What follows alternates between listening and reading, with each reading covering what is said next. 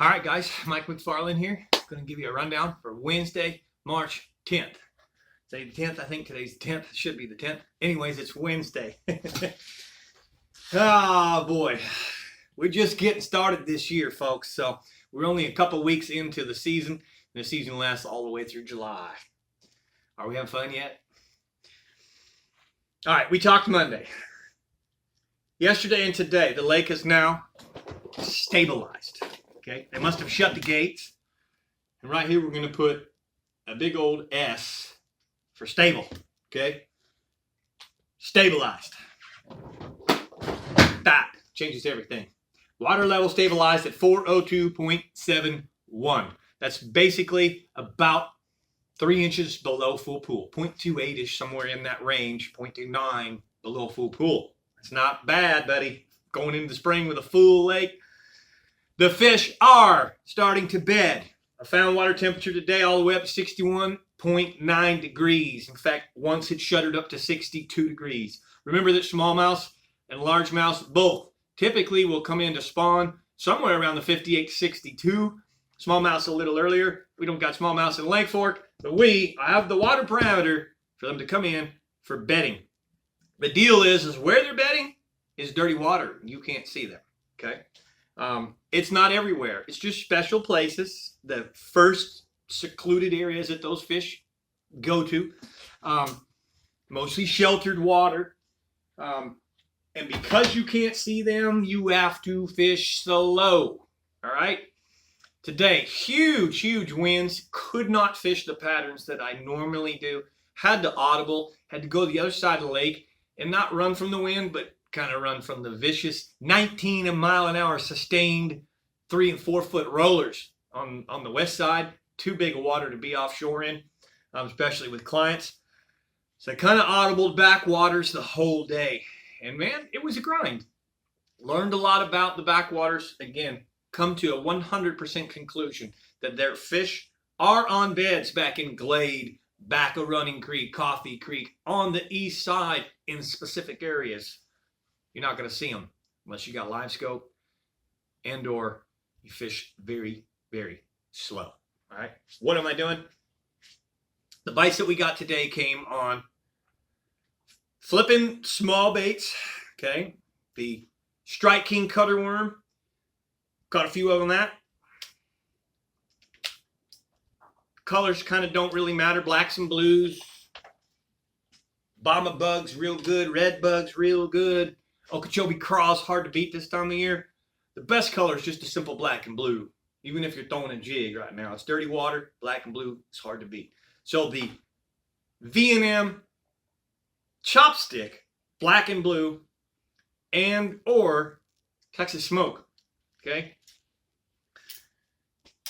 And then here's a bite. This is an actual bite that you can use. You can use it this weekend. This is going to kind of be a short rundown. I am actually fishing light to dark tomorrow and light to dark on Friday. Special clients booking a little extra. They're booking the whole entire day. They want to fish from light up to light down. So it's going to be hard for me to give you a rundown the next 2 days. But I'm going to promise you that this is a bite out there right now. And it's a chatterbait. But it's not the color that you commonly throw. All right? You're around baiting things. You're throwing the whites and the chartreuses. Get away from it.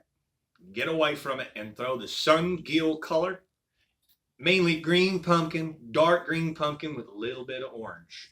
In this case, this is a sungill colored skirt with a Lake Fork tackle lures. That's right.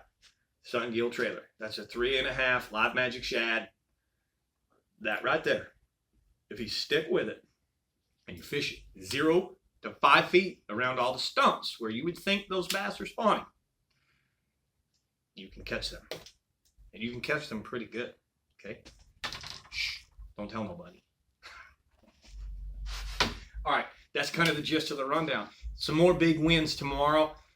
It looks like it lays down by Friday, and the weekend looks to be really good with a new moon coming. I will tell you that one of the strategies I have when you can't see beds is, number one, find cedar trees, like my video today. Find the cedar trees. That's a hard bottom area, and that's usually no doubt where they'll bed. Also, find the old reminisce of lily pad stems. Anywhere you got lily pad stems, you have the right bottom content for the spawn. Then put your boat in that parallel to the bank so that you're actually casting parallel down the bank when you're working your worms instead of perpendicular to the bank. You put that bait in that strike zone, you're hitting more beds this way by accident because you can't see them. So parallel the bank instead of perpendicular to the bank, and you'll find that when the fish are bedding and you can't see them, that will get you more bites. Okay? Remember again, I'm going to close you this. If you've ever bed fished before, when you can see them, sometimes it takes time. 10 minutes, 15 minutes. You actually see them take your bait and don't feel it. Okay? So if you're blind fishing for beds because of dirty water, you got to go super slow. There it is again. And you got to watch your line.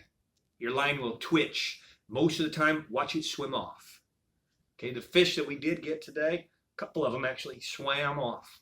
Never felt the bite. The line's just swimming. Okay, typical sign of a bedfish. So, all right, that's it, man. If you got any questions, put them below. Appreciate you watching. There's so many of you running into me and thanking me. I throw it right back at you. Thank you so much for watching. Hit the thumbs up if you like. Subscribe if you haven't. I'm Mike McFarland, the Lake Fork Guide on Instagram, the Lake Fork Adventures Guide Service on Facebook. Wish you all great fishing. Thanks for watching.